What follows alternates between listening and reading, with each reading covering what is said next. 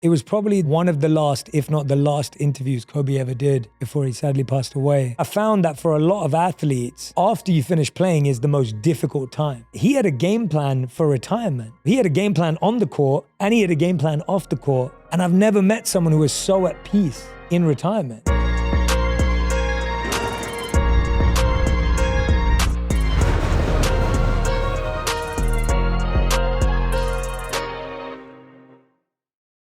Yo, peace. Welcome back to 7 p.m. in Brooklyn. I'm Carmelo Anthony here with my co-host. You know what it is? My name is Kazim Famiwide. You could call me Kaz. And this is a Wave original by FanDuel, the official sports betting partner of the NBA. Guys, this is going to be a great episode, man. Thanks. Like, we got some incredible guests on 7 p.m. in Brooklyn.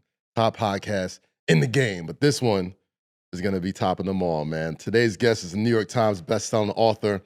He was a monk in his former life, but right now, an award-winning podcast host, a world-renowned life coach, chief purpose officer at Calm. Guys, welcome to The Hook, the one and only, Jay Shetty. Thank you, guys. Jay? Thank you so much. Thank you. Thank you for having me. I'm grateful to be here. Thanks so much. I already feel comfortable in that ease because I feel like as soon as I hear your voice, I'm just like, I'm calm. Man, it gets me calm, bro. But guys, while we have Jay on the show, we're going to dive into the mental and emotional toll of professional sports, how an athlete defines their purpose, the concept of basketball immortality, speaking with our Hall of Famer right here. And of course, we're going to end things with America's #1 segment, Fuck With It or Fuck Out of Here. But Jay, before we get started, I want to open the floor for this episode being just a little bit different, right? We got a lot of athletes here, we got a lot of actors, we got musicians, you know what I mean? You have this incredible platform. You use your voice and your purpose to bring literal calm, not just for the app, but also in life. You bring lots of calm to millions and millions of people worldwide, and whether it's the entertainment world, it's the sports world. And with that said, Melo had just an incredible week in San Antonio, being enshrined in the Hall of Fame. And, you know, I'd love for you to ask Melo any questions that you may be intrigued about him, just because I feel like the way you connect one-on-one with On Purpose, with a lot of your interview series, always really interesting. So I'd love to see you two sort of connect on this one. Sure. Love that. You want me to ask a question first? Yeah. I want. We usually don't do this, but I want you to kick it off. Right? This is great. We're turning it into an On Purpose episode right now. Yes. On Purpose at the hook, man. Yeah. Stay mellow. Yeah. Stay mellow at the hook. There it is, for sure. Well, first of all, congratulations on the Hall of Fame, man. Indeed. Thank you, brother. Awesome. I'm sure that felt like a real achievement and definitely an honoring of all the hard work and sacrifice and effort that's gone into a long, successful career. How did that feel? It was satisfying, I would say. Like, the word for me is satisfying, because you're told not to be satisfied with anything, right? So that's the mindset. It's like you're always raising the bar on yourself, or people always raising the bar for you. So to be satisfied in something in life, it's like it almost have a negative connotation to it. So now I can complete kind of that basketball journey and almost shut the door on that chapter of it. I'm satisfied with that. I'm satisfied with how my career went, whether the good, the bad, the ugly, and everything in between. I'm satisfied with the journey that I took. I'm satisfied with the level of peacefulness that I have, of peace that I have right now because of that journey.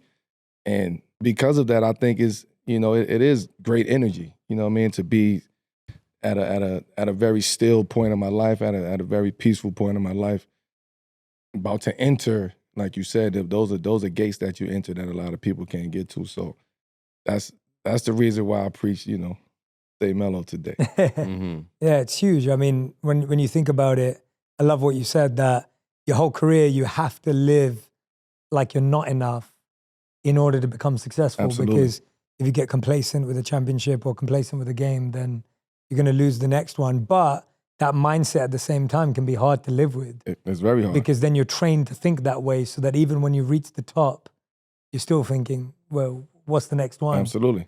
And I was thinking about it, even for me, I was thinking there's times in my life where I almost haven't admitted to myself that things were tough, because I knew if I admitted it, everything would fall apart. Yep. I was wondering, when in your life have you had to do that, where you felt like you had to push through when actually you just wanted to break down? I didn't know we was getting that. I mean, we getting deep today, boy. I went straight for it. I was like, I don't know how many questions I'm going to get. I was like, I don't know how many questions I'm going to get. So I love I'm going to go in. Oh, we comfortable here, man. Yeah, we got all the that. time we need. It's, you know what? You, for the longest, in my journey, for the longest, you don't have time. I didn't have time to spend on that part of the game, which is the mental part. Right, it's like you just going. You happy to be there. You going down the path. You training, you playing. You training, you playing, and you young and you start to grow up. So you don't really kind of take a step back and give it grace or give the situation grace. You just keep going, and because of that, it's a lot of stresses come with that. On the court, off the court, family. You have team, coaches, front office, business. Team, whatever it is. You have all of these stresses that's kind of compounded on top of one another. So I didn't really get that kind of mindset until like I was away from the game, like later in my career. When you sitting around for 14, 16 months and then something is taken away from you that you done had and for so long, it's like, oh shit, like now it's a different mindset, it's a different perspective. So to answer your question, it wasn't until 2016, 2017 was when I had that mindset. I just want to add to that, it's always jarring to me to hear that you didn't feel appreciated in the game for such a long time, because it's like, as a New York Knicks fan, obviously I know how our media could be. I know how it was treated towards you. And obviously the way you left the game for a couple of seasons, it wasn't like anything I think real NBA fans ever saw, especially somebody that talented, that accomplished, that was basically just like, and effectively blackballed out the league. No, we've seen it before. Yeah. We've seen it multiple times. We see it all the time. And it's not, I'm not the first or not gonna be the last. What I think what was different in your situation was the age of social media. Like when you were gone from the game, people were watching you work out. Hoodie Mello was born. That was that was my mindset that I had to have of like of offsetting that. A normal average person could have went insane off of that. Like, yeah. So to offset it, you got to continue to do what you're there to do, what you're supposed to do on a day-to-day basis. That's your routine. That you stick to your routine. When in doubt, you stick to that routine no matter what. Yeah. So because my routine kept me going, it allowed me to, for one, what am I working out for? What am I training for? I don't have no purpose to train. I don't know what situation I'm going to. If there's a situation, I don't know the system. I don't know what type of shots I'm going to be getting. I don't know. So what are you actually training for? Which is why I always created a foundation of my game. So you can always fall back on going to work out in those 4 spots. Yeah. Kaz was saying there were times that you felt underappreciated. I'm wondering, who else in the game do you think is underrated and underappreciated? No, I think all athletes feel underappreciated.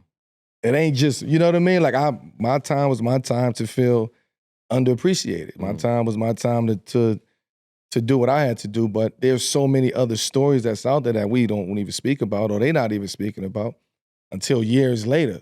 When they, a lot of times in my situation, I think what people are actually getting is something that was just happened. Like, so you're actually getting a quick time experience. Right. From you know what I mean? A real live, real time experience. Whereas most retired athletes, they gotta wait years and years and years and like sit on that information and sit on that guilt and that greed. You know what I mean? It's just a lot that you have to kind of deal with. And then you start hearing them as they get older. Right? And then we be like, man, that old motherfucker, man, he should have, what do y'all think? Where he come from? Like, it's like, nah, they feel the courage now, the courage to go out there and speak on something that's been eating them up for years. Yeah. So I get a chance to, tell my story in real time, and people could look back at the story 3, 4, 5, 6, 10 years ago and really, realize the impact that it had. I love that, I don't want to talk about narrative shifts because there was definitely a specific narrative about you like during your career. But do you think a lot of that has to do with just knowing that the chapter's closed, people can finally be honest about you? Yeah, it's a sense of honesty. Yeah. Right? You're in the moment at that moment. So you gotta attack whatever is in front of you in that moment. So as the media, it was always, they have to deal with and write about and say things in that moment in order to, whether it's clickbait, whether it's facts, whether it's non-facts, whatever it is, you have to be in that moment. Mm-hmm. So if you're in that moment every single day, it's like you start to believe that it ain't no good moments in those situations. So you see it now, right? Because I was able to just be authentic and just be myself and really understand the type of game I was playing. Like it's a game within the games that, and I can fuck people up mentally. Yeah. And a lot of athletes feel like they unappreciated. Yeah. Do you feel like you hear from a lot of athletes coming at you saying what they're going through because you've been honest now? Like, do you hear from some of the younger guys who are like, hey, this is what I'm struggling with, or this is what I'm dealing with, or how did you do this? Or do you feel like they're still not able to open up because when you're in it? Yeah. They still can't. Yeah. Wow. They still can't. It's hard to open up while you still in it. It's hard. You know what I mean? Like, it's just, for some reason, that's the mindset of the athlete. Not to say that it's the right mindset. Yeah. You know what I mean? But I'm still playing. I'm still going. I'm still doing this. Like, I don't really want to show too much of a, Yeah. you know what I mean? Which is fucked up. At the end of the day, you win should it, be man. that. It's Like, you should see somebody who you done been through some shit or done, you know what I mean? And seen them come out of it and still see them persevere through it all. Right. Like, that's the person that I would want to, I want to get in front of. I want to talk to. I want to be around. I want to learn what was the mindset. You know what I mean? That's why I became a Muhammad Ali fan. It's like that mindset. I want to know what it was like being in that ring, what it was like in Zaire, what it was, you know what I mean? The moments, like what it was about. Speaking of mindset, Jay, obviously you talk to a lot of, high profile, talented people that help move this world, move this country. And, when it comes to having that specific mindset to elevate and be as great in your profession as you possibly can, because when it's somebody who's super popular or super in demand, a lot of stuff can get cluttered. You excel at clearing that clutter mentally. When did that sort of start for you, when it came to knowing that what you're gifted at could help some of these powerful people in the globe? Well, for me, I was just trying to share what I'd learned from the monks with everyone online. And even before I started sharing it online, I was sharing it in rooms that were tiny, where 0 people would show up. Sometimes 5 people would show up. Sometimes 10 people would show up. So for about a decade before I ever made something online, I was speaking to people offline. And I would spend hours with 2 to 3 people, just helping them through their problems, helping them through their challenges. And then I kind of felt like I wanted it to reach more people. So I was sharing it online. And what happened was it was just organic. There were all these people, whether they were athletes, musicians, movie stars, in my DMs messaging me saying, hey, I'm struggling with this. Hey, I want to learn how to meditate. Hey, I would love to learn more about Eastern wisdom. Hey, I'd love to learn about mental health and mindset. And so really it was an honor for me, because I was thinking, wow, if this person who I believe, like, playing at your level, like, that's the highest performance you're ever going to get. Right. And the fact that someone's performing that high, they're still looking to refine and get better. That's why they're the best. Second of all, they're open to the fact that there's new wisdom or ideas that they haven't heard before. And number 3, they're honest and vulnerable enough and humble enough to say, I need help. And I think that requires a lot of humility. It requires a lot of ego death for someone to say, hey, I'm at the top of my game, but I need help. Or I'm thinking about XYZ or whatever it may have been. And so to me, it was a gift to be able to work with some of these people, because I never imagined in a million years that they would be open to it. But it was incredible to see that they were. It's interesting. I mean, you mentioned kind of the athlete mindset. Well, we try to talk about the athlete mindset. I think we're going to kind of dedicate this episode to kind of the athlete mindset in a sense. And you spoke on that, the level of vulnerability that it takes and the courage that it takes to go tell somebody, I need help, without feeling the way that's, most people don't do that. Most athletes don't do that. So until you experience that, you don't know what you're missing out on. So speaking of the mindset, like Kobe, like you sat down and had conversations with Kobe. What did you learn from that? Like those conversations. What did you learn from the mindset, the athlete mindset in those conversations? Yeah, I was really fortunate. It was probably one of the last, if not the last interviews Kobe ever did before he sadly passed away. And I'd never met him before. So it was the first time I'd connected with him. We didn't know each other. And it was incredible because, I remember walking into a studio like this. We'd went and set up at his place, and he came out and introduced himself to our whole team as Kobe. I was like, all right. Let me know who you are. It was just amazing. It was, everyone was just like, oh my gosh, like my whole crew was just, I can't believe, he was just so kind and gracious. And then we sat down and had the conversation. And what I loved about him, so I met him after his playing career, right? I didn't meet him when he was playing. And I found that for a lot of athletes, after you finish playing is the most difficult time. Other athletes I'd met or spoken to, they always talked about post-retirement, if they were honest with me, being the hardest time because you're not relevant anymore, whatever that means, and we can talk about that. You're not in the game anymore, so your name's not coming up in every conversation. Even if you were compared to everyone when you were playing, that was better than not being in the chat and the talk. Of course. And so it was incredible. What I learned about the athlete mindset from him was that he had a game plan for retirement. So he had a game plan on the court and he had a game plan off the court. And I've never met someone who was so at peace in retirement.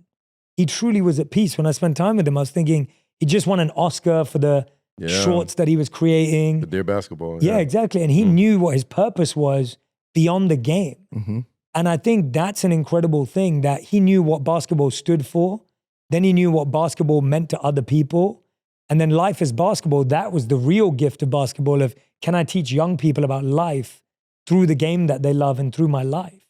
And that's looking at purpose from a bird's eye view rather than thinking my purpose is the game. It's like, no, the game's a platform. And there's another purpose that this platform allows me to have, which is what you're all doing here too. I mean, that's what this is. You guys have understood that there's a platform beyond the game. And that's why you're building Red Hook. So you're doing the same thing, which is dope. Well, it's good to have you here in the hook, man. It's true. It's I want to touch on a point real quick, because you said that a lot of athletes come to you post-retirement. That is the hardest thing, transition period, that any athlete will ever go through, especially if you don't have a plan.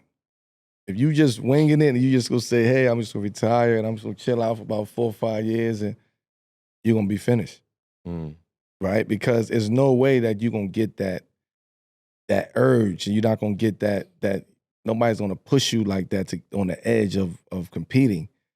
No, you're not gonna get that feeling, that effect anymore. So you're not gonna know what to do. You're gonna be confused, and a lot of your habits that you have outside of the game or outside of training and outside of practice, those habits still stay with you, right? So a lot of times you start living off of the habits, right? And then now we start seeing people fucked up. We start, you know what I mean? It's like, damn, what happened to him? What happened? Like, this is what happened. And then you see years later, they start trying to get their shit back together, right? But that transition period is very, very hard to deal with. And you know what I mean, in a sense, for most athletes, and just being at peace after you retire, it's the sense of like, you've done it, right? You've accomplished what you want to accomplish. You've did it, your journey, what you mean to the game of basketball, all of the above. Right. At that point now, that's why I said satisfied. I could be satisfied now. I done hit every point of the game of basketball that you can possibly hit. What's a habit that you wish you developed earlier, or your mindset, or started earlier, that you think could have improved the journey of whatever it was for you, whether it was feeling enough earlier, working on something? What's something that you wish you were like, I wish someone told me that when I was 21? Yeah, I think the mindset of just like being in the moment. Like for me, it was just more like, I'm here. Like I didn't really, I took it serious. I took my craft serious, but it was like, I'm young and I want to enjoy this game, and whoever don't like it. And, this is what I know worked for me up until this point. Let's get in the gym. Let's go play. Let's play ones. I want to play basketball. You know what I'm saying? So now the mental part of that is not there. The maturity level is not there because now you're just going off of pure your work ethic and skill, but there's no, your mindset is different. So it's not until you actually shift the actual mindset of like, damn, you know what? I want to try different things to get me an edge up on my opponent. I want to go try Pilates. I want to go try yoga. I want to go try meditation. Yeah. I want to go work with a ballet dancer for my footwork. Like these are things that I start to challenge myself on to be better and sharpen my craft. Like if I want footwork, if I want great footwork, I'm gonna go talk to soccer players and I'm gonna go talk to ballet dancers. Like because they would have bop, they would have rhythm, they play with a flow. So I always wanted to get that part of my game better. If I wanted to be stronger in crunch time and in tough situations, I'm gonna go sit down and have these conversations and really get behind the mind, the mental aspect of it, right? If I feel like I ain't strong, I might go get with a bodybuilder. I want to see how you put on 15, 20 pounds if they saying I need that, why not go to the best? You have all the resources. Right. So that was kind of something that I picked up kind of after like year 6, year 7, when I was like, okay, I got to start really taking this part of the game, into consideration because the mental part of that is much greater than the physical part. And when you don't know that and you just going off physical more so than mental, you have issues. You can only go so far, man. That's a fact. I love hearing Kobe stories with you because you guys had a super unique relationship. Jay obviously spoke about his experience with Kobe and the peace he felt after the game for having a plan during playing and a plan after playing. Obviously, you guys had a unique relationship. Was there any post-Kobe teaching moments from him that stuck with you and now your post-NBA life? Well, he had a plan, but he didn't always have a plan at first. Okay. Right? So it took him a minute to really take down the Kobe mask of an athlete. Put the mama back in the closet. Put the mama back in the Jake the Snake bag. You know what I mean? Put the mama back over there. So it took him a minute to kind of get over that, right? It's like, damn, I'm not doing this no more. We start seeing pictures, we pick up weight. And you know what I mean? It's like, oh, shit, I ain't the Kobe we know. Like, nah. But then it starts to click. Now, I got to get back to being Kobe, but in a different way. Right, so now I got to start getting back into. I want to get back into the game, so I'm gonna go rock with my daughter. I want to get the women's game back. I'm gonna go coach going.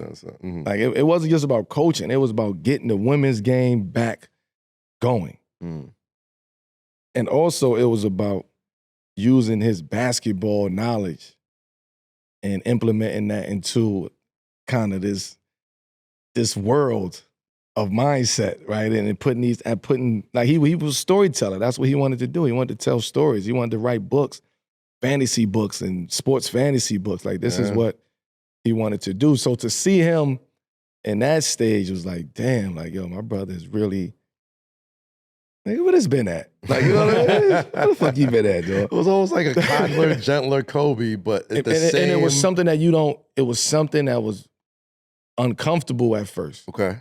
Cause I'm like, damn, like, this ain't, you all right, man? You good? Like, this ain't, like you used to one version of him. I ain't getting no motherfuckers. You good? Are we cool? Yeah, man, just, I'm happy, man. I'm at peace. And like, these are the conversations that he actually was happening. So for him to meet Kobe in that time, like he was looking for something to challenge him in new ways. Because he couldn't be challenged from a basketball standpoint anymore. Yeah, well said. That's always interesting, man. Right now there's always talk about discourse between different eras and athletes, and with the advent of social media, obviously huge in your come up, but also you're an athlete that's come up in the age of social media. The fans are hyper focused, and media is hyper focused on everything an athlete does on a daily basis. Never been like this before. Do you think this is the toughest era to be a superstar athlete? Kind of to both of y'all, especially on the mental aspect. As a fan, yeah, I can talk about it as a fan. Yeah, you wouldn't think just having that constant feedback and knowing what to shut off and all that type of stuff. It's like you kind of were at the advent of that, but now it's part of the game. You come in to the league behind the 8 ball. Yeah, exactly. Yeah. You think it's tougher? I do think I think this is a tough era anyway. Like, I just think we deal with new everything, new technology, new resources, access, new style and type of players, new mindsets, new athlete mindsets. Like, it's different what we watching and what we actually are dealing with out there today. It's tougher in the sense of there's so much, but it's so many people, so many comments, so many opinions, so many perspectives, and it's like, if you're trying to navigate in the world of that's chaos, that's a lot of chaos. If you're trying to navigate in that world of chaos, you're gonna get lost up in that chaos, right? And then you're gonna start being chaotic and doing chaotic shit and start saying chaotic shit. And so you're gonna be right swallowed up into that whole pot of chaos. On the flip side of it though, right? Like, I unfortunately went to the McDonald's All-American game last couple weeks back, and a lot of the players that we see that are, the high-ranked players, like they already kind of feel like professionals, right? Yeah. Like they dealing with agents, they're dealing with media, they have all this money. Like, I think the Boozer Twins had like a charity already that they were donating a lot of their, winnings to and stuff like that. Just stuff that I didn't think 17-year-olds, 18-year-olds were dealing with as far as like a spotlight is concerned. So in addition to that, like, to carry all that as a teenager mentally, like how do you see it just from the outside looking in, and for the athletes you talk to, how does that sort of change the way athletes develop mentally and not just physically? Yeah, I think what's interesting is if you think about it, back in the day, it would be you, your opponents, and then the fans in the crowd. Right. So you got the people in the stadium. And then maybe you got a couple of TV interviews afterwards. You got a beat writer you got to see or something. Yeah, like and you that. got a couple of people like in the, post-game analysis, shooting their shot or whatever. And it's like, now you've got all of that plus social media, plus anonymous kid 3629 at home saying his piece or her piece or whatever it may be. And you've got millions of those, right?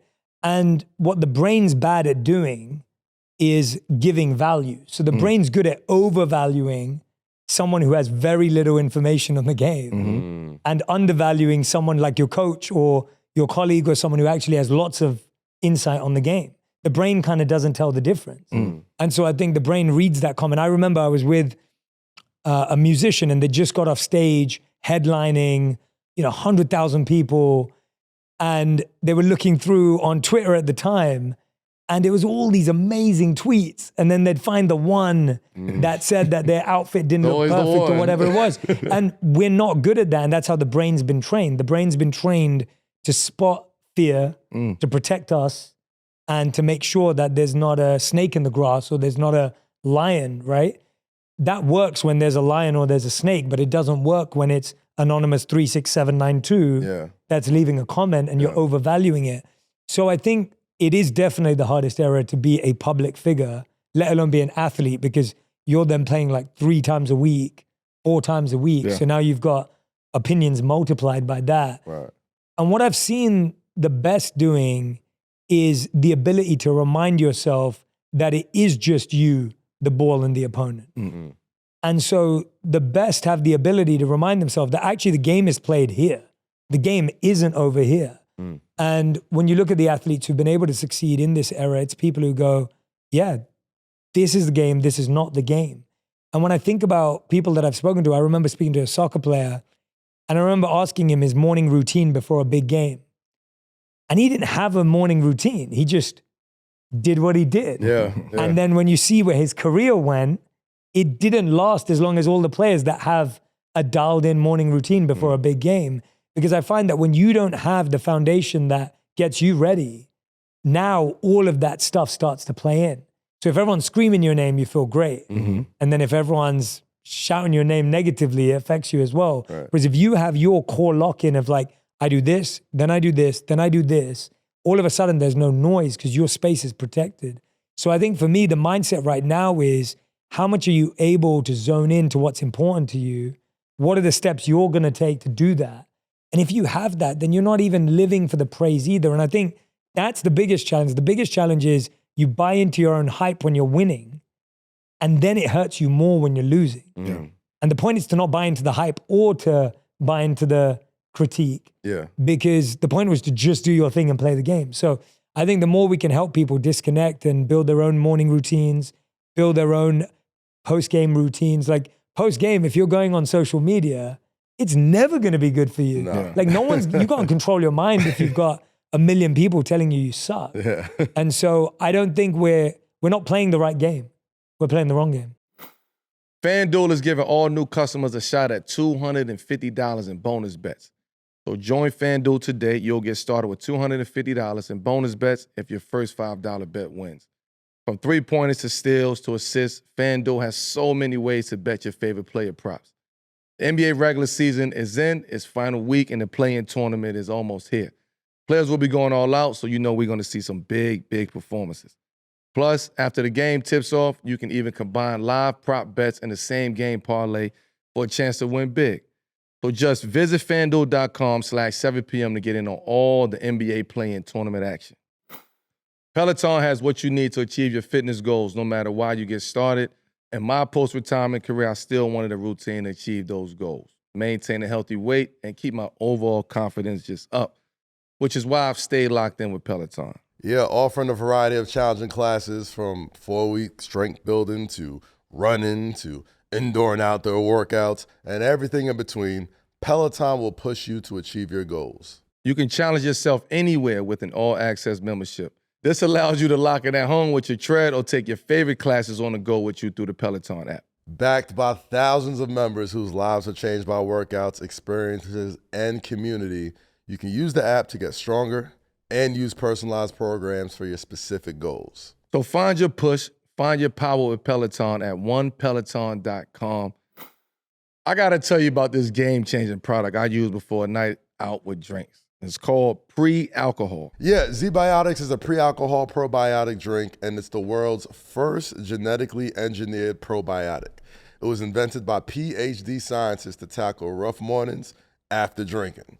Here's how it works. When you drink, alcohol gets converted into a toxic byproduct in the gut. And it's a buildup of this byproduct, not dehydration, that's to blame for rough days after drinking. Pre-alcohol produces an enzyme to break down this byproduct. Just remember to make pre-alcohol your first drink of the night. Drink responsibly, and you'll feel your best tomorrow. I ain't gonna hold you. The other night, I was out with a few friends at the bar watching the game, and the next day, I had a taping. I gave pre-alcohol a try before having a few drinks, and you'll never believe what happened. I was at the top of my game the very next morning. I felt great. So, with that information, go to zbiotics.com/7 p.m. to learn more and get 15% off your first order when you use 7 p.m. at checkout. And the best part about Z-Biotics is that it's backed by 100% money-back guarantee. So if you're unsatisfied, you get your money back, no questions asked. That's zbiotics.com/7 p.m. and use the code 7 p.m. at checkout for 15% off today with Z-Biotics. Jay, it's like I feel like more athletes than ever are speaking out on their mental health and speaking out about, the toll it takes. We're seeing athletes take mental health breaks between, in the middle of the season. And, like you mentioned, I think what you're mentioning is compartmentalization, just being able to make the main thing, put stuff where it needs to be. And we see certain athletes today that deal with it in a way. And then, we hear so many Michael Jordan stories about how insanely locked in and tuned in he was to be as great as he was. Is there like a way, or is there a level where maybe that goes almost like too far, where it's like I'm too locked in, I'm too, zoned into this sort of goal, and it may affect other things in life? Like what's been your sort of perspective on that, on the athlete that's almost too dialed in? That's interesting. Yeah. I mean, I think that we all have a finite amount of energy and resources and time. So if you say your life is 100% and you're going to divide that up into yourself, your career, family, health, and God's spirit, whatever you believe in, if you did it equally, you'd be 20% in all of them. Mm-hmm. If you put 20% into all of them, that's what you're going to get back. So if you put 20% into your career, you're going to get 20% back. Mm-hmm. So if you look at the athletes that are all in, they're usually going like 90, 2, 2, 2, 2. And so that's why they're getting 90 back from their career. I don't think we've seen someone who can perfectly balance all of them and have the megastar career. I don't think that's realistic for anyone. We're all human. Right. And yes, it could take a lot of understanding family members. It could take a lot of adaptability from everyone else. But that's also creating that specific area. So I think people have to be clear about what they want from life. And I think that's where we go wrong. People say they value their family, but then when you look at their schedule, the family is not in the schedule. Yeah. Or people say, I value my career in the championship, but when you look at their schedule, they're only training once a day. Yeah. The point is to have alignment. I don't think it's my place or anyone's place to say you're too locked in or not locked in. I think it's saying, what do you want?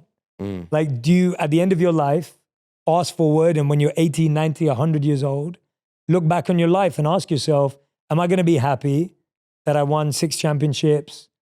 I'm remembered as the GOAT and that's what I wanted? Or am I going to look back and think, I wish I saw my kid's 2nd birthday, or I wish I was at my kid's basketball game when they were 10 years old. And it's personal. There's not a right or wrong. I think it's genuinely an individual choice. And I don't think it's my place or our place to say one's right or one's better or one's worse. It's more, what's your values? What are you going to see as success? And I think the problem is we see what everyone else sees as success as our success. So if we're saying, oh gosh, like, yeah, they're able to balance it all. And I think that's the lie. The lie is that someone has the perfect balance. Yeah. Right. There is no perfect balance. Yeah. But going back one point on the mindset piece, a habit that I loved about locking in deep to kind of what does it mean when you were saying compartmentalization? Yep. I wanted to share a technique that I think some of the best athletes use, and it's visualization. And what I love about visualization is a lot of people have a misconception about it. So in today's world, when people think of visualization, they visualize themselves picking up the trophy. They visualize themselves wearing the rings. They visualize themselves on the podium. The best athletes don't visualize winning because that doesn't mean anything. It doesn't get you there. The best athletes visualize the process. So I interviewed Lewis Hamilton, who's the #1 Formula One racer of all time. Great guy, really good dude. And he's visualizing the night before. He's visualizing the track. So he's sitting there in his visualization, taking every corner and turn how he wants to. So he knows what turn's coming up. He knows what's about to come. He knows what speed he has to be at. He knows what buttons he needs to press on his wheel. He's visualizing the whole process. When you look at interviews of David Beckham, and I grew up watching David Beckham as one of the best soccer players, he was visualizing his free kicks going into the top corner. And he wasn't visualizing just the result. He was visualizing where he would kick it, where the ball would hit, how it would curve into that top corner. So that's, when you lock into that, you don't have time to check social media the day before because you're visualizing the game. Yeah. You're visualizing your routine. You're visualizing putting it away from the 3-point line or visualizing, getting a free throw right. You're not sitting there going, oh God, what's everyone saying about how I'm going to play tomorrow? Yeah. So if you're sitting there worrying about how everyone's worrying about how you're going to play tomorrow, you're never going to lock in. That's why athletes are visual. Like we want to see like film, and we want to see highlight tapes, and we want to see, what you play for us before the game. Like the video before the game is always very important for an athlete because we are already thinking about it and we trying to visualize it. And then now we see the opportunity that we have to go out there. We gonna keep going. We want to see this video. We want to see a fight song. We want to hear a fight song. We want to see gladiator highlights like in the movies. Like we want to like these are the highlights that we want to see. We don't watch basketball highlights. Yeah. I want to see movies. I want to see 300. I want to see, you know what I mean? Troy. I want to just see battle. Like it's all a similar mindset if you're going in. And you visualizing, damn, what we want that right there. Like we going for something out there. When we get out there, we will kick their ass. We visualizing that we will kick their ass out there. But we need that visual of the screen and rah-rahness and loud and killing and stabbing and like that gets us going before the game. Who made the best video? Was there ever a coach or a player on the team that actually made a good video? Because I know a lot of soccer examples because that's what I grew up on. Yeah. But I was wondering in basketball, like did anyone make a good one? Because I resonate with that. We used to have one, and they used to compete. Like guys used to compete, like who can make the craziest video. I don't know who made this video, but it was the Muhammad Ali video I spoke about. Yep. I think it was already made, like on YouTube or something, and they showed us. Was this Coach Woodson? Was this Carl? Was this? This was, it was Coach Woodson because it was the 62-point game. Really? And it was the video that they played, and it was just, in my mind, we watched it like 3 days, 2 days before prior, and then you just kept visualizing. And I'm like, damn, like, that just hit different. Like, I'm gonna show you how great I am. And then you see him out there with the footwork, and they implement basketball, and they implement it. So those are like the best videos. Cool. Man, that's fire, bro. Let's do it. Man, I just love the talk about just what athletes sort of go through, and not just athletes, because we use athletes as an example because they're sort of like folks we all watch, but the best thing about it is that we all take something from it as you know, regular Joe Schmoes, you know what I mean? And, you know, whether it's getting a bucket or going to work or, you know, taking care of your kids, like it all takes a specific sort of mindset to be like, all right, I need to lock in and do X, Y, Z.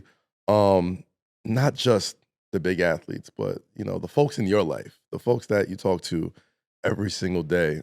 How do they sort of approach you as far as like, you know, you got to talk to people about how to compartmentalize and all that type of stuff. But when the person that all comes to, as far as like advice and leadership and, you know, thought process, like who do you go to? Who do you sort of lean on when, you know, especially in your inner circle, whether it's your wife, your kids, your friends, your family, like the person that everybody goes to for advice, where does that person go to? Yeah, I have my monk teachers. So one of them's around 50 right now, and one of them's 75. The one who's 50 has been a monk for nearly 3 decades. And the one who's 75 has been a monk for 5 decades. And these are people who've dedicated their lives to the deepest forms of meditation, service, mind control. And I start every January in India at the monastery with them. And because I feel like I need to get my mind right for the year ahead. So it's not the 300 killing and the stabbing visualization, but it's that same thing of just like getting really focused. Like when I'm around them, I feel a different level of focus because their ability to withstand pain. I mean, there's some amazing studies done on monks' brains where they looked at, and this isn't, I don't have this practice, but monks have been monks for decades. If they put like a plate here and it was a hot plate, most of us who would touch it and then we'd pull our hand back because it's hot. Okay. These monks who meditated for decades, they were able to hold it and there's physical pain registered, but there's no mental pain registered. Wow. Because they've been able to disconnect the body and mind. And so monks who've meditated for that long have these incredible abilities to understand compartmentalization at the deepest level. So for me, when I'm sitting at the feet of my monk teachers, I get to ask them the questions, I get to turn to them, I get to be vulnerable and honest with them. And I honestly think anyone who's helping anyone needs to have their own teacher, coach, mentor, because the power has to come from somewhere. Yeah. And I think power never comes from just you. It comes from all the people who came before you, who shared it with you, who channeled through you, who are then connected to their teachers. And so to me, I think it's a great question to ask because if anyone's got some skills or abilities, it came from standing on the shoulders of giants. And so, yeah, I have my 2 teachers that I turn to very, very often. And one of them's coming to live with me next week. Nice. So I'm going to have to waking up really early and it's going to improve my game. Yeah. You know, I don't think it's something I can take for granted. Otherwise you just get pulled left, right and center. Even myself who tries to practice these things, it's really easy to lose yourself if you don't have that centering and that grounding practice. And that's athletes too. Yeah. To add on to that, like just being able to go to something that challenges you, Because you feel like once you get to a certain level as an athlete, you feel like you done got it all. And then you start looking for little ways to kind of one-up yourself in a sense. Like, so if that's meditation, right? Like you go from all the sports films and visualizing these clips and you on a court and putting you in situations to actually you don't want to see nothing. You just want to sit still. You just want to put your headphones on. You want to just be kind of create this safe space for yourself as opposed to you being vulnerable with everybody else. I feel comfortable enough to be vulnerable with myself, within That's myself. powerful. If I can center myself with that, then I'm good. I'm good to go out there and deal with whatever result that's out there. So it's very, the mind is different, man. The mind is different. It's about to be one of my favorite episodes, man, because we call Melo Peace God around here, around these circles. You are man. very peaceful. Thank you, brother. Yeah, Thank you're you, very bro. Very peaceful, yeah. man. When LeBron tweeted out congratulations on Hall of Fame, he let people know, like, shout out Peace God, congratulations. You know, this show, you being as visible as you are, people are getting to know you more differently than they've had in the past. So tell me a little about the origins of the Peace God nickname and how that sort of came about. Some people just just peaceful, like just naturally peaceful. They just peaceful, and a lot of people would look at that negatively. You just say, "Oh, you're in your own world, and you only think about what you need, what you think about. You don't care about other people. You don't like just I'm in a peaceful state of mind, right? And whatever comes with that, I'll deal with that as it comes. If it's worth me dealing with it, no. If it is, I'll deal with it. Like so you go through, you have that moment. I think for me, it was like hitting rock bottom or feeling like you hit rock bottom, right? And it's like, damn, this is what the black hole feel like. This is what rock bottom feel like. This is, oh shit, this is happening to me. So now is nothing you can do to crawl your way, to pull your way out of that. Like you gotta really sit still in that. You gotta really sit still and take ownership and be courageous enough to accept ownership on the situation that you in. So you sit there and, and I really learned how to be, they say, sit in the eye of the storm when it's a tornado. Like it's like how you really sit there when you hit rock bottom. Some people just continue going. Like they just lay there. Some people take longer to come up out of that dark hole. For me, it was just a work of progression and, taking it one day at a time and one step at a time and really honing in on what I really did need to hone in on.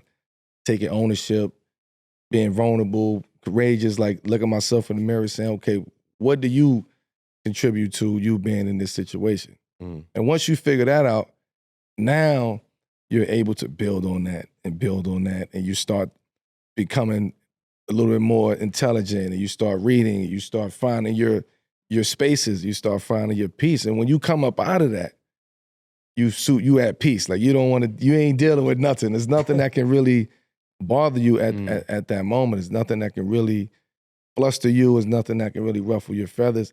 And to most people, that would be foreign to most people because they don't know that feeling. They don't know what that moment feels like. They don't know what it feels like to be at peace. So you look at other people that's at peace, and you're like, man, he at peace. So you like it's like and people are mad at you because it feels like you're being phony. It's like that's not real. You just peace. It's like no, like this is what I live on. This is what I work on this. I practice this every single day. This is not like, oh, I'm just gonna be peaceful all of a sudden. Like, nah, I was on the other side of it too. Like, you know what I mean? It wasn't always peaceful. Yeah, so for me, it wasn't always peaceful. So for me to see it and be able to persevere to this side of it to the peaceful side of it, like, but I think it gives perspective. It gives perspective. But I think that's why, the name sticks and it makes sense because we've seen you grow up. We've seen the ups and downs. We've seen the BS that you went through. We've seen when you weren't so peaceful. That's so like when they see you now, and they see you, holding up the jersey in San Antonio, and they seeing all these moments of you post-career, it's like, yeah, man, like, I think that's why, man, I read everything on social media. I read everything people were saying about you, and it's just like, yo, you have a different connection to NBA fans, I think, because of all that type of stuff. Because of all of that, and also it's a real thing. Think about most athletes. Yeah. Stories that we've seen. We see the rise and the fall of an athlete. All the time. Every single time. And then the rise again may be short, quick. We've never seen somebody in real time rise, fall, however way you fell, and then shoot up out of that. We've never witnessed that from an athlete that I can remember. We've never witnessed that in front of us and live in front of us and seeing the arc and the trajectory of somebody going through the whole process. Right? So I think that's why people really, kind of giving me the praise or I'm gracious for that, because it's like, I know my journey, and if you can respect my journey, if you can respect this story, then more power to you. I appreciate you. But if you don't, that's cool too. You know what I mean? Because I'm at a place where I'm peaceful and I don't care about that energy. You shouldn't. Right? So it's that's how all of this come together for me. Right? And I think that's the love that you see. I think it's the perseverance. I think it's the authenticity. I think it's people understanding I've been through all them situations that you can possibly go through, whether on the court, off the court. You get what I'm saying? Whatever it is, I done been through it. I think fans look at you the way a previous generation looked at Iverson. Yeah, but we never seen Iverson and AI come up out of it. Right. Like we've seen him individually and like as friends and you know what I mean, and brothers, but like we know where he is, right? You know what I mean? But like we've never seen him publicly, like live, come up out it because they didn't allow him to come up out it. Once they had a moment to kick the chair from underneath of him, they kicked it from underneath of him. Yeah. And now it was on him to say, hey, I'm gonna go take this route to get to do what I gotta do, or fuck him. Yeah.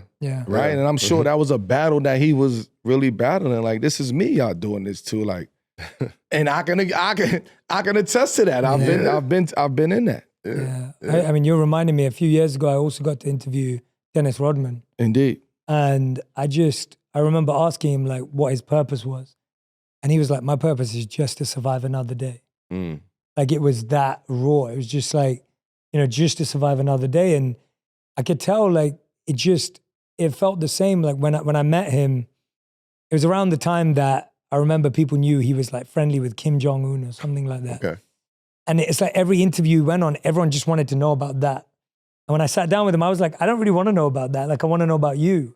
And I felt like that was the first time someone had asked him about him in a long time, when everyone just wanted to ask him about the championships, this thing, that thing, whatever it may be. And I feel like it's so interesting what you're saying, that you don't always get to see people come up out of that. And I think that's, it's healthy for people who are struggling to see that.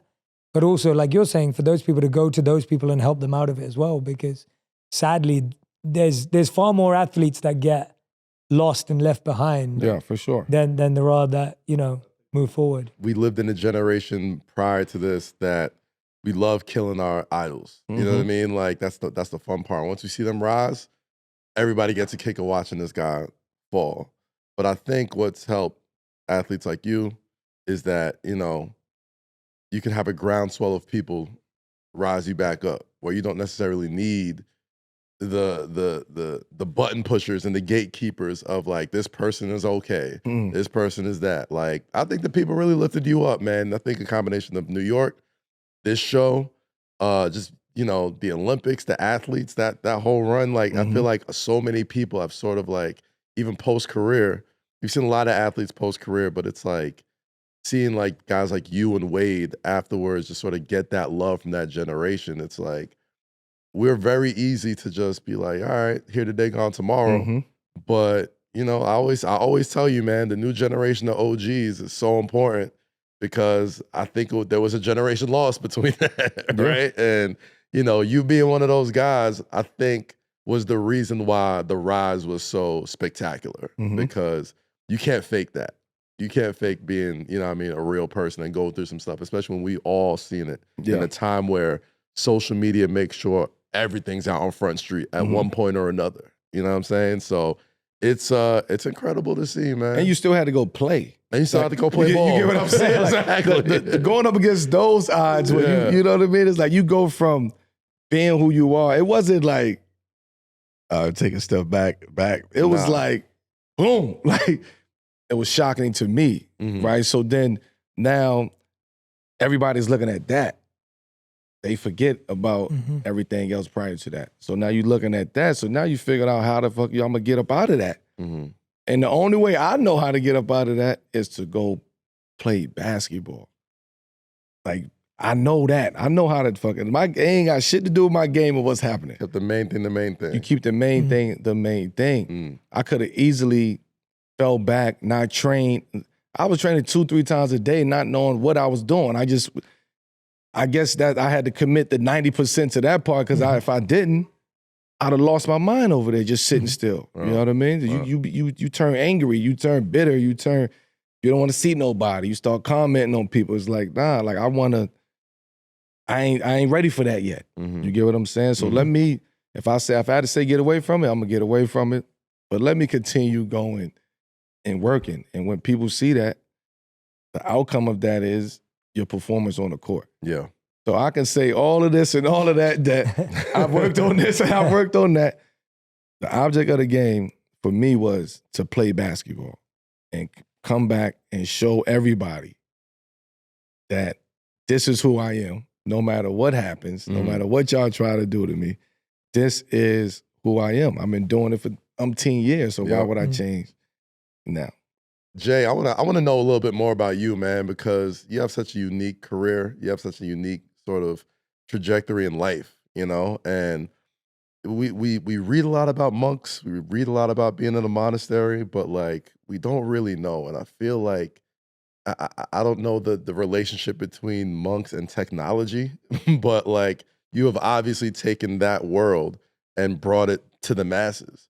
Was there ever any sort of restraint or pushback from the monks in your circle that you go and sit at, or anything like that? Just knowing that you had this huge presence and bringing all of this to the world. Was there ever a pushback? Was there what was it like when you really started to have this huge platform that you were spreading the news to? Yeah, often when I'd go and see them in the early days, they didn't really know what was going on. So it's kind of beautiful, because I feel like when your career takes off externally, all of a sudden everyone knows about it, even the people that you haven't heard from in a while. But with the monks, they just didn't know about it. Yeah. And so there was a beauty in that, because we still had the same relationship. And as time's gone on and they're more aware, there's two sides to it. One side is they're really happy and joyful that these teachings are reaching so many people. And another side of it is they don't really care.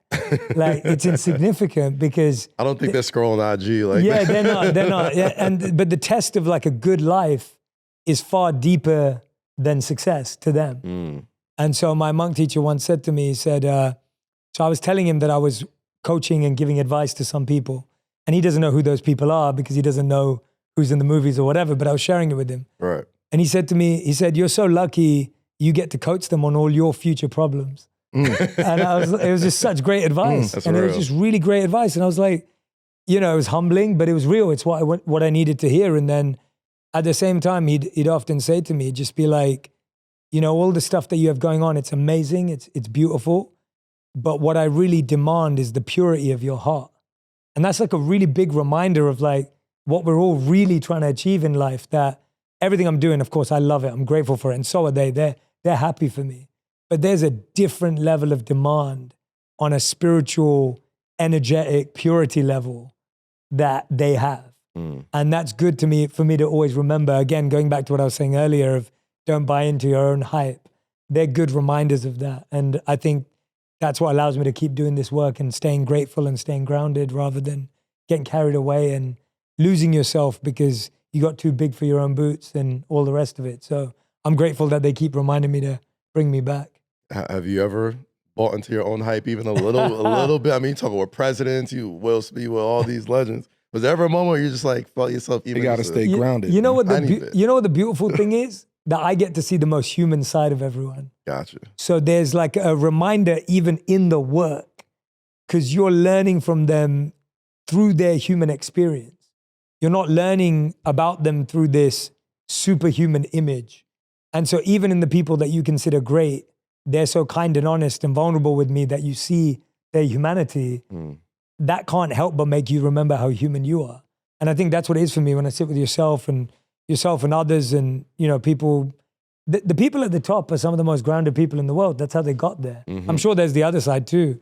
But the people that I've met, some of the people at the top are the most grounded people I've met because that's how you get to the top. The world works in opposites. If you're at the top, you've got to have really deep roots. The tallest buildings in the world have the deepest foundations. The tallest trees in the world have the deepest roots. The people right at the top have to have really deep roots, especially if they've lasted decades staying up there. So I think there's a power in that. So for me, it's more about how do I intertwine my roots with theirs and understand and learn rather than how do I feel now I'm on top of the tower. So how do you intertwine those roots with athletes? Let me ask you that. Because it's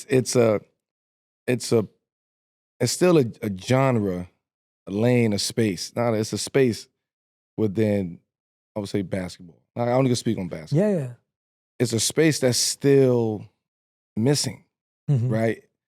It's a disconnect with the athletes of not taking advantage of people like yourself, right? Yeah. Although there's organizations who provide that for the athletes. Like if you was to do that, if NBA came to you and say, look, we're gonna bring you on as the mental health and awareness coach over here. You got carte blanche to do whatever the hell you want to do. What areas would you focus on? Like, what would you focus on? Is it something you would change? Is it something you would add? What would you focus on? The first thing I'd do is I'd have a lot of questions of people who played the game. I don't even think I'd come in there with lots of ideas. I'd come in there with a ton of questions because I've got to understand everything that you struggled with. I've got to understand everything that all your peers struggled with. And now that you're at the point in your career where you can be open and honest with me, we can pretty much predict that the new generation is going to go through probably a lot of the same things. Absolutely. And so I've got to come in actually as a student and not come in as an expert, because the better student I am learning from all of you, the more likely it is that I'm going to be able to win and put things into practice. But the second thing I do after learning from all of you and trying to gather that data and that knowledge is I'd want every player in the NBA to have access, first of all, to these ideas in a demystified, woo-woo spiritual. Like I think sometimes the reason why it's so hard for people, and it's what I've been trying to do my whole career, is just demystify it, right? It just makes sense. Like mindfulness for an athlete, we'll just make it make sense. Mindfulness is when I'm playing this point, it is the most important point in the world. But whether we win or lose the point, that point is now the least important point in the world. I can't let my mind be on the last point. I've got to focus on the next one. That's mindfulness. It's as simple as that. Rather than when you get all like highfalutin and start talking about, meditation this and mindfulness that and everything, it just gets complicated. So I think there's a need to get these ideas out there in a way that just makes sense to everyone so that it doesn't sound like some woo-woo or random spiritual thing that people have to get into. So that's the second stage, is demystify all of these ideas and practices, present the science, the simplicity of it, and the players who already live it. And the third thing is to get each person into a one-to-one coaching session. I think when you're working one-to-one, it gives you the space to be honest.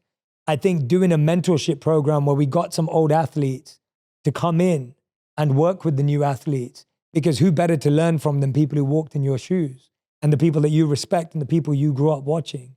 I think if you had that and you had that direct access where you didn't feel scared to ask a question because all your friends are watching, it's like, no, it's just me and them. And that person's not judging me because they already walked this path and they know what it feels like. I think that mentorship would be incredible, and it gives athletes who used to be in the game a beautiful purpose to give back to athletes who are in the game. So I think I'd love to set up a mentorship program which really gives people one-to-one access to the players that lived. But that's the mental part of it too, right? Because it should be that. Like you're saying everything that it should be. You're saying, yes, you gotta respect the guys that coming for you. You respect the shoulder that you standing on. You speaking on, allowing or respecting that former player to sit there and have a build session with you.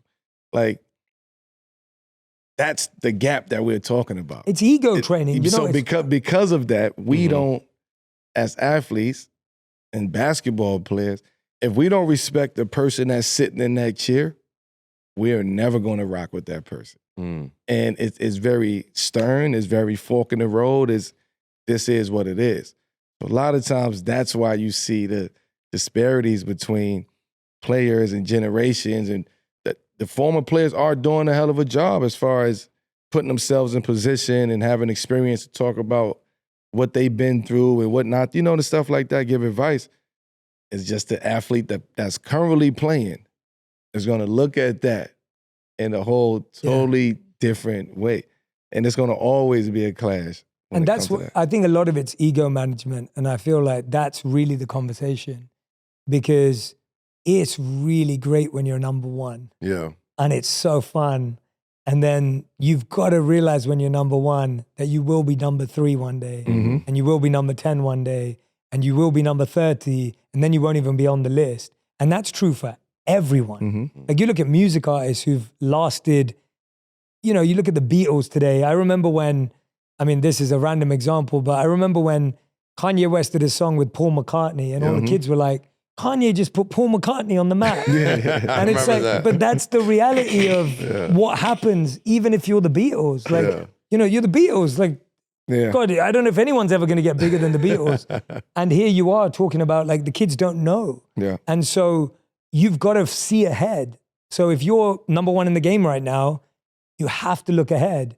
And if you don't look ahead, life will force you to do that. And I think that's what I've learned when I've sat down. I mean, you know, Kevin Hart talked about this. He was talking about how, like, the day he thought he was too powerful was the day that everything started to fall apart. And he had to start realizing that he had to embrace his own insignificance and realize that that day would one day come, even though it's not soon. You know, Kevin's at the top. But he's saying, I had to think about the fact that one day I won't be at the top. And what does that mean? And if I don't ask that while I'm at the top, then it's going to hurt real bad. And so I feel like it's a conversation in ego, in my opinion, for someone when they're number one. Because, when you're number one, you don't want to listen to anyone and you think it's going to last forever. But no one has lasted forever. Like, you know, the list is undefeated. You will not be number one. Father Time is undefeated. Undefeated. You will not be number one forever. Man. Yeah. That's so fascinating to me, because we talk about the generational gap in NBA so many times. How many times we're watching the game, we're hearing the OGs talking about how the current generation of players are this, that, and the third, and the current generation of players don't really respect the OGs because they feel like they're always sort of disrespected. And you had such a dope sort of solve for that, which is that sort of mentorship. And you know, the killing of that ego is a big part of not feeling important enough, not feeling like you have anything to give anymore once you physically can't give something, like as an athlete. We talk about, you know, if you were running the NBA now, but like, man, I know you probably talk to a lot of retired basketball players and a lot of OGs out there. Like, what would be the one thing you would talk to them about in order to get them in a place where they can still feel that appreciation and still feel that they have a lot to give, even though they're not in the game, and how that sort of equates to the ego death of it all? I'd say the number one thing is, if you can't reflect back on your career and celebrate all the wins that you took for granted or looked over because you were focused on the next win, no amount of praise from the outside is going to fill that void. And so the first thing is starting back and looking back and going, I had a great game that year. We had a great we had a great championship run that year. You know, we had a great all-star that year. Whatever it is, it's like you've got to start taking note of all the great things you did and be able to acknowledge them yourself. While you're playing. While you're playing, but if you miss that boat after you're playing, you got to be able to look back, because if you don't do that, no matter how much everyone comes around you and tells you you're the best, you got to think about it as like, we're all little children inside. Right? We're all little kids. You can tell your kid that they're the dopest, most beautiful, cutest kid ever. But if they don't believe it themselves, they don't listen to you. Right. And so even if you're one of the most celebrated athletes of all time, you could have everyone around you telling you you're the GOAT, you're the best, whatever it is. But if you don't believe it and if you've never seen it, then you never will. And so I actually don't think it's about feeling appreciated from the outside in. It's being able to say, you know what, I remember that game. And one thing I've realized as time's gone on is no one knows what you gave or what you gave up more than you. Ever in life. Your friends may be empathetic, they may support you, they may encourage you, but only you know what you gave and what you gave up. And so if you can't look back and acknowledge what you gave and what you gave up, it won't matter how many people on the outside give you awards, frames, trophies, prizes, because you'll never feel like you were enough. And so I think that's where it starts.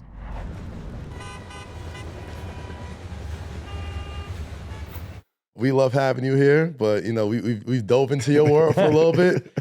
Now you're about to dive into ours because it's time for America's #1 segment. Jay, we love to wrap each episode with a round of fuck with it or fuck out of here. This is where we react to a trending topic in the world of sports and pop culture and decide if we're fucking with it or we got to get it though.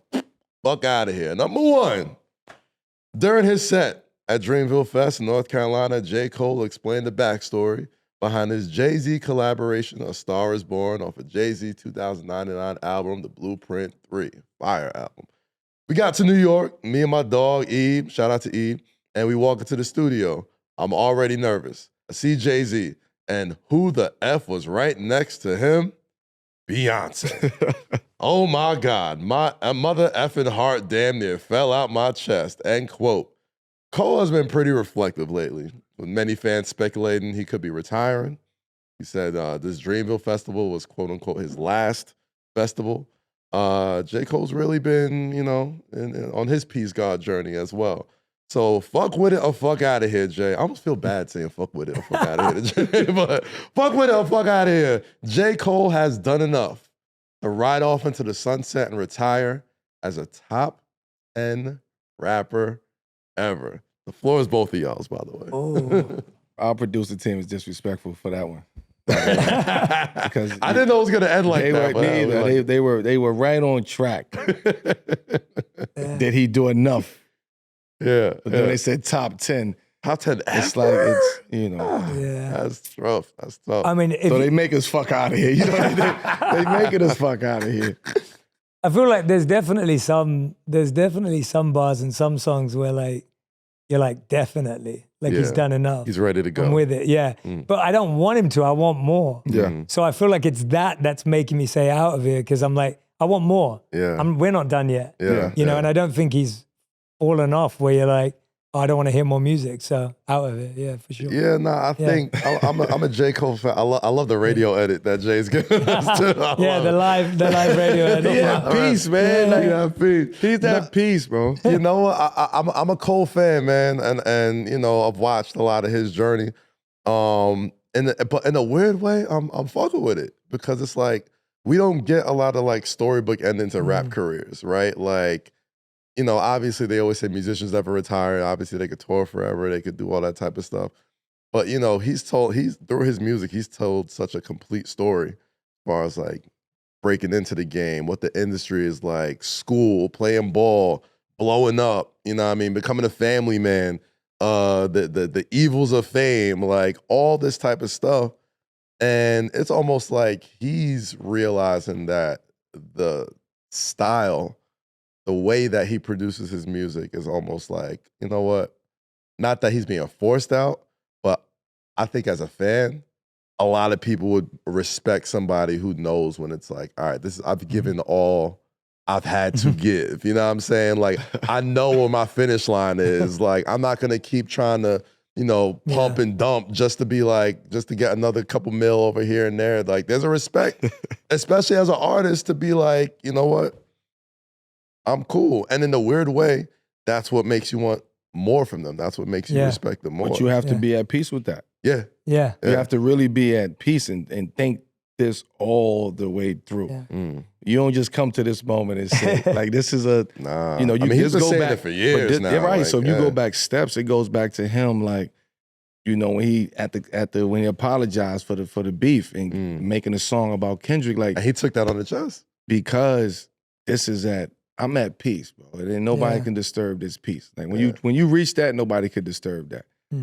So these are all the kind of stepping points that got him to this point. It was like, I'm I'm done. And also, he's smart. Like, he realized, you know, to your point, we've never seen the bookends of somebody's career. We saw it for Jay-Z for like a year or two, and then he came back. Jay might throw a song out there. Like, we don't know. Right. You know, he say retired, then he put a Black album out. Yeah, exactly. And it's like, we don't know. You know what I mean? It's like, we don't know what he's going to do, but we've never seen anybody bookend their career and be very serious and intentional about it. So to that point, if we bookend careers, then Jay is definitely a top 10 rapper because we've seen the journey and the process of him going from, you know, the high school kid to actually reaching a major level of success. And also, he probably want to do some other shit. Like, I want to do some other shit, man. This is starting to be too, you know, I done did it all. I want to do some other, I want to produce. I want to direct. I know he want to direct. He want to produce. You know, he's very creative. So it's like, I'm not going to put that creativity into the music anymore. Let me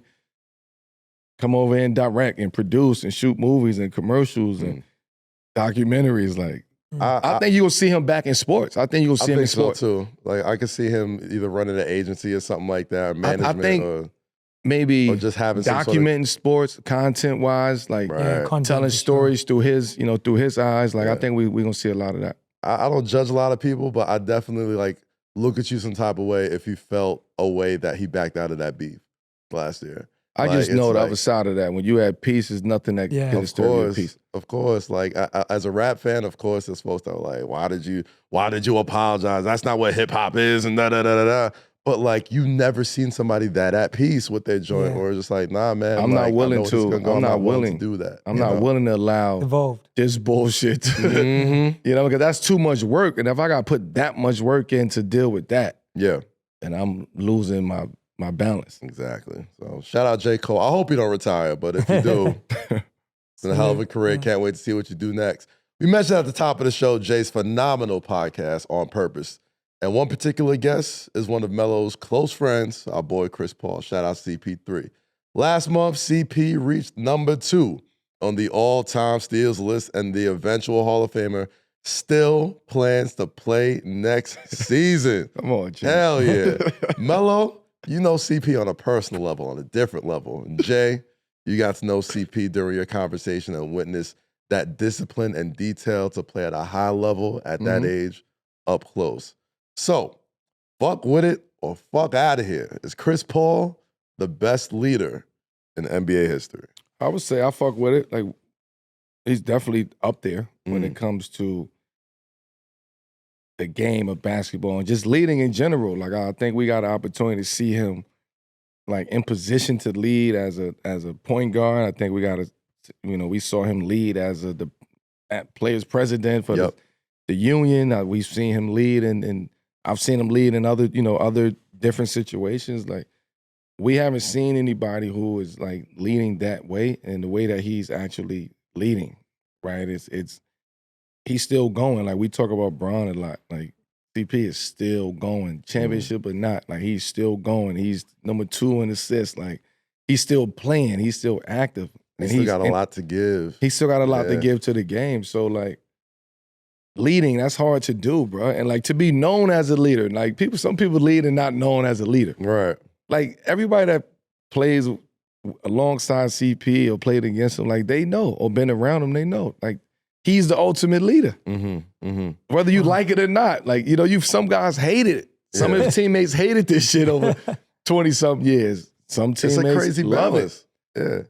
And like, if you just got to understand the assignment. The kids, he want to win, and he's going to lead to try to go win. It's a crazy balance with CP because he's known as a great leader, but his job is to serve. Like, it's his job to get the teammates involved and you know, and you know, be a coach on the floor and assist. Like, he's one of the greatest to ever do it. When you sat down with Chris, you got to see it up close and personal. I mean, I can only speak to the spirit of leadership because I've never been on a team that he's led, but I definitely felt he had the spirit of a leader. He's got the right temperament, the right approach, the right kind of organization and arrangement in his mind, the way he studies the game, the way how present he was. He has all the qualities of a great leader. So I'm with it as well because you could see it was evident in that conversation and he has a real depth to him as well. He has a gravitas that you need to be a leader. It's different to just being you know, the best of this or the best of that. He had some gravity to him, and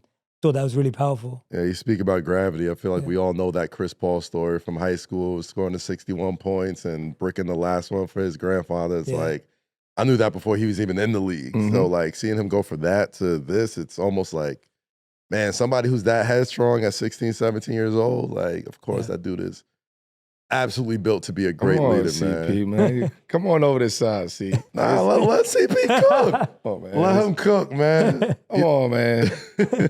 Come on over this side. Come on over this side with me, man. Go be the CEO of one of these companies, man. You know what I'm saying? Go sit next to Bob Iger, man. You know, that's your guy, man. Go, you know. I'm gonna sign that Disney check. Come Chris. on, CP. We love you, champ. Come on over here with us, man. You already know, man. Jay Shetty, man, you are an incredible human being. Being able to talk to you is truly an honor and a pleasure. You know, obviously On Purpose is out everywhere, but you know, I'd love to just hear just where more people can follow you, find your work, find your teachings, find all your content, man. It's been so powerful and really helpful to millions and millions of people. So please get the plugs in, man. The feeling's mutual. It's been such a joy sitting down with you two and having this conversation. I hope for lots more offline as well.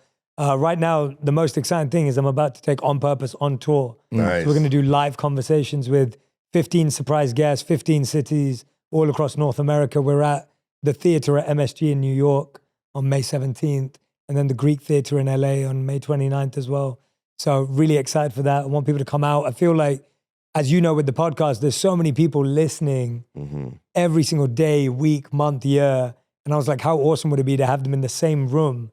So you look around you, the person next to you listens to the podcast when you are. And the fact that you could connect with someone, I think we're looking for community and connection right now.